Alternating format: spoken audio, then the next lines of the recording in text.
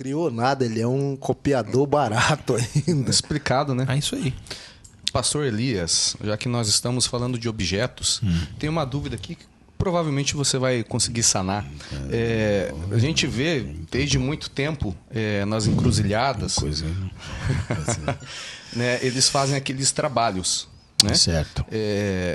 Porém, sempre tem alguns objetos, como cachaça, abóbora, sei lá, os frango, até dinheiro. Tem. Você sabe me dizer por que eles colocam esses objetos? Tem um sentido? Então, há quem diga que existem entidades que recebem aquilo ali como um alimento, né? Mas fisicamente? Não, espiritualmente, né? Então eles oferecem, mas na verdade, esse oferecer disso, essa oferenda que eles estão oferecendo ali, para quem está recebendo não vai vir ali pegar, entendeu? Não vai aparecer ali pegar, é muito difícil. Então, quem vai pegar é muita gente que passa ali e leva embora, né? Passa, pega você chegou a pegar, negão, você tem cara que você pegou alguma coisa. Peguei. Ele deve ser comedor Essa de camisa frango. não tava. Tá com a cara de comedor de frango. Você tá com uma... Essa aqui eu comprei mesmo. Nunca mais ele vai vir com Essa essa foi a camisa, melhor. mano. Você pode ter Essa- certeza disso. Não, eu já esperava chegar sexta-feira, gente. Ai, meu Deus. Isso quando eu morava em Belém. Eu não era da igreja, não conhecia a Deus, então eu já esperava chegar sexta-feira que tinha cortesano, nem sei se existe ainda essa bebida. Como é que chama? Cortesano. Cortesano, cara. Era uma Essa eu bebida nunca da ouvi época falar. lá. É uma. Eu já lá conheci das antigas. algumas, mas essa aí Essa aí não. Aí cigarrinho, frango. Aí eu já sabia onde tinha lá E no charuto, Encruzilhada. charuto? Não, charuto não, era aquelas cigarro mesmo, cortesano, frango, umas frutas, então eu já sabia. Toda sexta-feira eu ia lá e pegava o cigarro, pegava o cortesano. Mas e enchia isso a você cara. já era pastor nessa época? Não, não. Como é? Daí, não tem. Ah, meu Deus do céu. Não, mas não te fazia mal? Porque o que a galera fala assim, se você for mexer lá, vai te dar B.O. Eu acredito. Ele já estava no mal nessa época. Ele estava Eu no mal, acredito né? que Deus, mesmo nessa época, Deus já cuidava de mim, já tinha um plano na minha vida. Então Deus. Sobre essas coisas eu já ouvi dizer que quando a bebida, né, que está lacrada ainda, que não foi aberta, ou qualquer coisa que estiver ali que não for aberta, diz que não faz mal. Eu tenho um tio que eu ouvi dizer, eu nunca, Ok, entendeu? continua. Né? Eu tenho um tio que fazia igual o pastor Denis. Ele não podia ver uma encruzilhada, meu irmão. Ele já chegava lá, tá fechada, botava debaixo do braço e Mas se estiver aberto... se estiver aberto não pode. Não, mas eu ia lá no terreiro das pessoas, lá no baque lá no. Na religião lá. Ia lá, eu tinha um lugar lá também, né? Era quarta e sábado lá nesse lugar. E eu bebia, começava a beber umas por lá e quando chegavam mais horas assim da madruga, eu dizia, tá um batuque ali, eu vou lá. Chegava lá, tinha aqueles, como é que fala, não é um tambor, é um... Um atabaque? Não, Uma moringa de... aquilo que coloca vinho, Ah, sei. Como é que chama aquele trem, rapaz?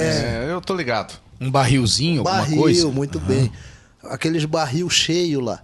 E aí o pessoal lá batendo e dançando lá. E eu chegava lá, enchia o caneco lá e começava a beber. E bebia, enchia a barriga e ia embora. E isso num terreiro lá. E não me acontecia nada. Então eu acredito que Deus já tinha um plano na minha vida que eu fiz todas essas loucuras aí. E era na tua ignorância, né? Não conhecia. Não conhecia Deus. Não conhecia Deus. Então realmente não é mito, isso é verdade. Não pode tocar a mão lá. Eu bebia, pegava o cigarro, pegava o cortesano, ia lá no terreiro, enchia o caneco, bebia e graças... Não, sim, mas o Yuri tá perguntando assim, pra quem tá assistindo, não é bom fazer isso aí Não, não. Não. Eu, particularmente, eu não aconselho ninguém fazer isso, né? Eu não aconselho ninguém, absolutamente ninguém. Também não vou confrontar isso, né? Não estou aqui para ofender religião de ninguém, pelo contrário, né? Mas eu não recomendo que você faça isso. Não faça isso. Olha, eu tenho um parente da minha mãe, eu não vou saber especificar o grau de parentesco, mas essa história era meio conhecida aqui, que ele passou por um trabalho e ele pisou nesse trabalho. Ele pisou propositalmente. Chutou. Ele desdenhou e chutou. E ele ficou com um problema no pé e quase perdeu o pé, cara. Por causa de de uma parada assim. Tipo, chegou lá, eu sou bonzão, não acredito nisso aqui não e tal. Pisou, chutou, quase perdeu o pé. Eu lidei com uma situação dessa em Santa Catarina. Eu estava fazendo uma cruzada lá evangelística e chegou um senhor já meio de uns 55 por aí e falou para mim: pastor, eu vim aqui hoje para o senhor orar pelo meu pé. Eu olhei para o pé dele em carne viva. E o que deu no seu pé? Ele disse: não, desde o dia que eu chutei, tinha um trabalho numa encruzilhada, eu fui passar lá e meti-lhe o pé. E desde esse dia me apareceu umas feridas e foi, e olha que ponto chegou. E eu orei, ungi e fez ele entender uma coisa, que se ele entregasse a vida dele a Jesus, Jesus é poderoso e ia libertar ele daquele mal. E ali ele fez uma aliança com Deus. E quando eu voltei lá nessa cidade, o que acontece? O pé dele estava sã. Sarou, ele diz ele que daquele dia daquela oração, o pé dele começou a tomar outro rumo, uma cura aconteceu, a libertação aconteceu. E a gente sabe que o mundo espiritual é como o pastor Elias já falou muito bem. Quem não crê, beleza. Eu acredito no mundo espiritual. Como pastor, eu já lidei com algumas situações de pessoas, até mesmo mulher fazendo sexo com demônio, numa cidade também em Santa Catarina. Por que eu falo de Santa Catarina? Eu andava muito nesse estado, eu conheço o estado igual a palma da minha mão. E eu cheguei numa cidade do oeste ali de Santa Catarina, uma pessoa me chamou, até eu atendi ela numa loja de uma irmã, que ela nem foi na igreja onde eu estava, porque ela disse que não queria ir lá e queria que eu atendesse ela lá nesse local. Foi lá, atendi ela, ela disse: pastor, eu tenho até vergonha de falar, mas toda noite eu faço sexo com demônio.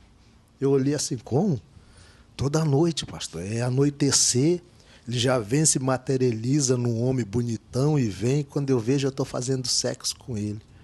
Eu até já gosto, já fico esperando a noite. Eu digo: não, eu não estou conseguindo acreditar no que você está me falando.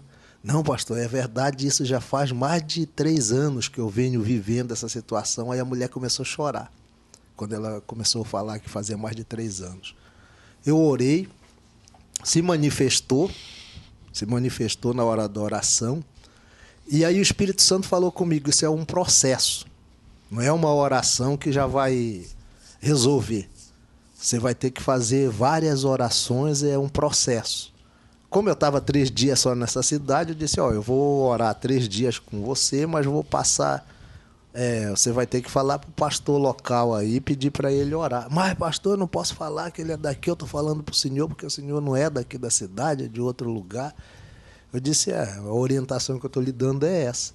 Vamos orar. Deus pode libertar de uma vez só? Pode. Deus é poderoso para isso. Mas tem coisas que é um processo. Porque já vem muito tempo isso. Então, orei e fui embora daquela cidade para outra cidade. No outro ano voltei lá, procurei essa pessoa. Ela disse que nunca mais. Ela foi liberta. Ela já tinha nojo do esposo dela. Tinha nojo.